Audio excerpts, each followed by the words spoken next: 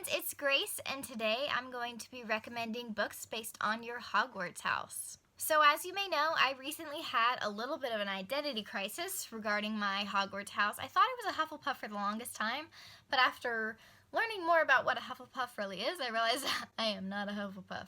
So I'm actually, I think, a Gryffindor and a Slytherin secondary, so kind of a Gryffalin.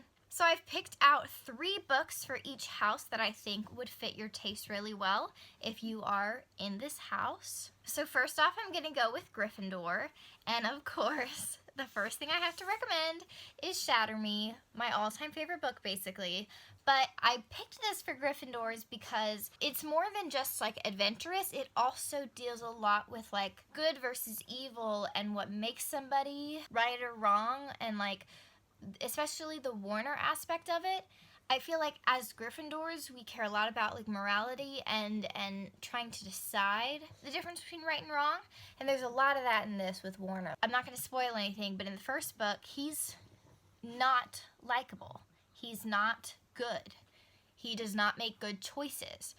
As the series goes on, we like him more, but I think Gryffindors would really love this because it's about the morality and it's about deciding whether his actions are right or wrong that is so intriguing about him, and how much like he changes over the course of the series and how much your views are forced to change because she forces you to change your views. My second recommendation for Gryffindors is Daughter of the Pirate King. It's just so adventurous and absolutely takes you like to another world and is so like engaging and fast-paced. The characters are incredible. It's also like kind of a moral gray situation, not nearly as much as some things. I think Alosa herself, the main character in this, is a Slytherin, but the book in general I feel like has a good Gryffindor feel because it's all about adventure and about, you know, seeking a certain, it's very much a treasure map story. Like there's literally like a treasure map and they're trying to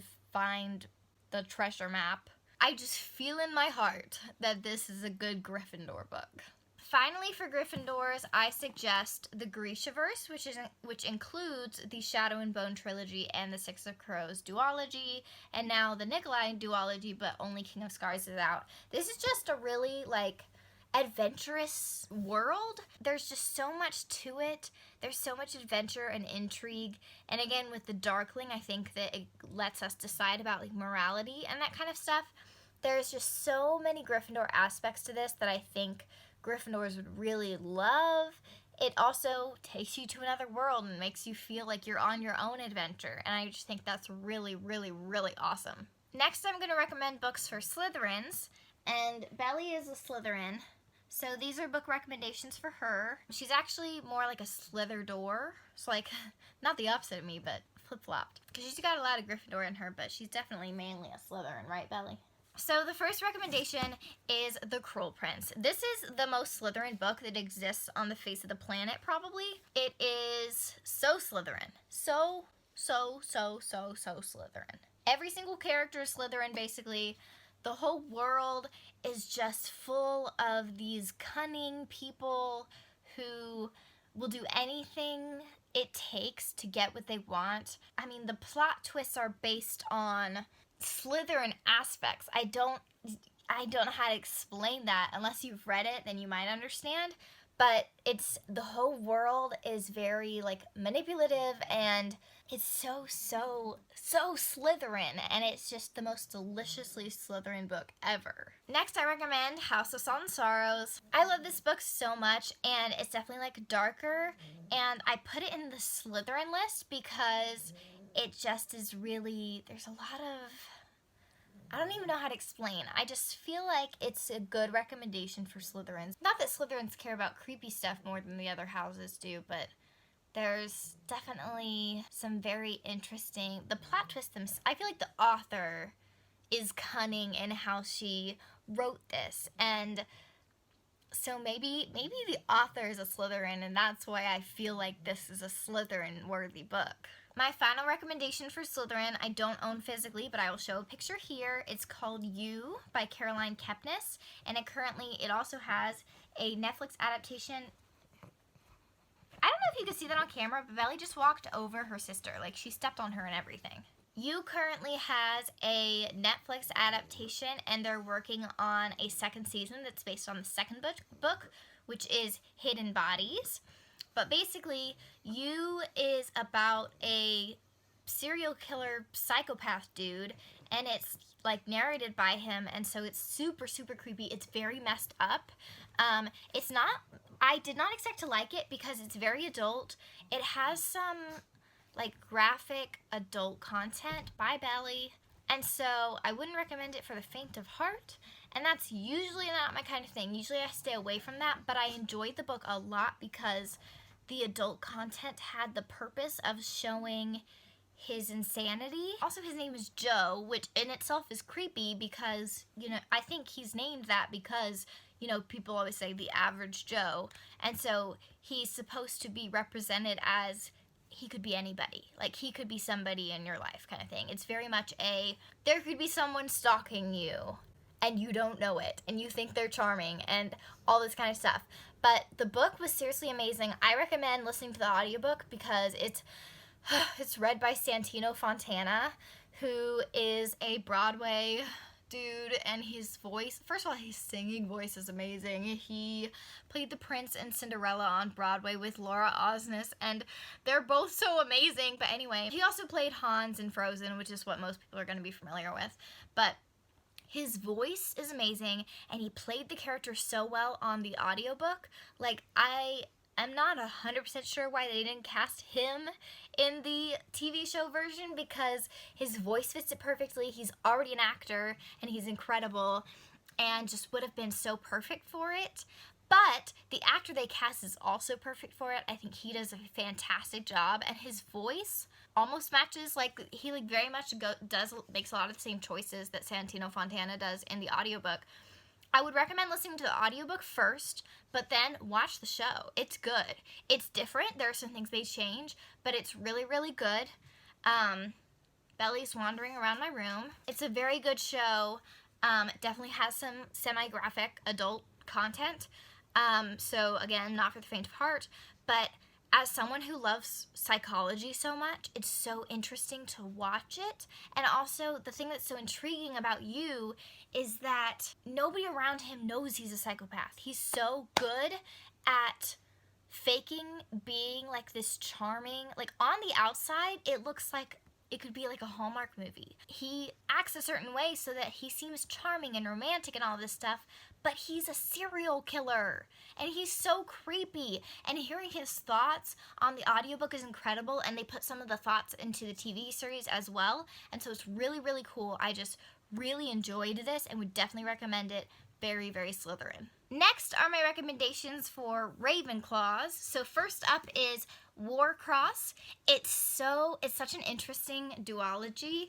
It's basically set in a future where everyone lives in a virtual reality, but it's mostly like this game that is a virtual reality thing that is so intrinsic to the society. There's a lot of just such interesting technological stuff, and I feel like Ravenclaws could be really interested in this because there's a lot that is, I mean, it's a very smart book.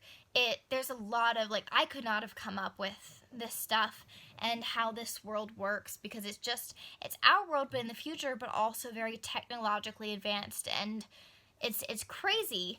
And so I really feel like Ravenclaws would thrive in this book because of all that. Next we've got Sorcery of Thorns.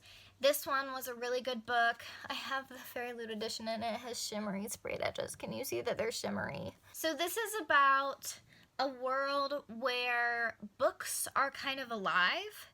And that just sounds very Ravenclaw. Like, that just sounds like something Ravenclaws would really enjoy. The main character, Elizabeth, her job is kind of to take care of the libraries. And so it's very like bookish, but in a magical way, and I just think Ravenclaws would really enjoy this. My final recommendation for Ravenclaw is Stalking Jack the Ripper. It's a murder mystery, but it also has some romance. I just think Ravenclaws would have such a fun time trying to uncover the mystery and also learn, because there's a lot, like, that I feel like I've learned a lot about, like, forensic studies and that kind of stuff just from this series, because there's so much of that in here, and, like, you can learn along with Audrey Rose and Thomas. There's a lot to learn throughout this story, and Ravenclaws love to learn, and that just seems like something that would really appeal to Ravenclaws. And finally are my recommendations for Hufflepuffs. So first off, I've got The Selection, one of my favorites. I just feel like it's a nice Hufflepuff read because it's like light and fluffy and very romantic, and I don't know. I mean, I'm not an expert on what Hufflepuffs are because I thought I was one and then it turned out not to be, but I feel like it's a Hufflepuff book. Like, first of all, I think Maxon, the prince in this, is a Hufflepuff, and so I feel like you'll like him. You should like him no matter what, because that's just the way the life is. But I definitely, in my heart, feel like this is a Hufflepuff book. My next recommendation for Hufflepuffs is the Summer I Turned Pretty trilogy. One of my favorites. I just feel like this is very Hufflepuff because it's, I don't know why, I just feel like it is. I don't have my reasons very well. It's just, I feel like Hufflepuffs could lean more toward contemporary books, and these are my favorite contemporary books. The series is amazing. I love it so much. I love it. It's so good. And I just want everybody to read it, not just Hufflepuffs, but I feel like it belonged in the Hufflepuff category. It's a summery romance, and that just seems like something Hufflepuffs would love. So I don't know my reasons, but read this, please, even if you're not a Hufflepuff. And my final recommendation for Hufflepuffs is To All the Boys Loved Before. This is the same author as The Summer I Turned Pretty. I like The Summer I Turned Pretty better, but this is more popular, and it has a movie adaptation. If you haven't seen it, it's really good. So this one, it feels very Hufflepuff. I think Laura Jean says that she's a Hufflepuff in here. So I think the main character is a Hufflepuff. It just has a lot of Hufflepuff vibes to me. Like, everything's so cutesy and adorable. And I just really think that Hufflepuffs would enjoy this. So if you haven't read this yet, a lot of people have, but if you haven't, go ahead and try it out, and I hope you enjoy it. Also, Wendy is a Hufflepuff, so those recommendations are for her as well. Thank you so much for watching, and check back next week. My next video will be posted on Tuesday.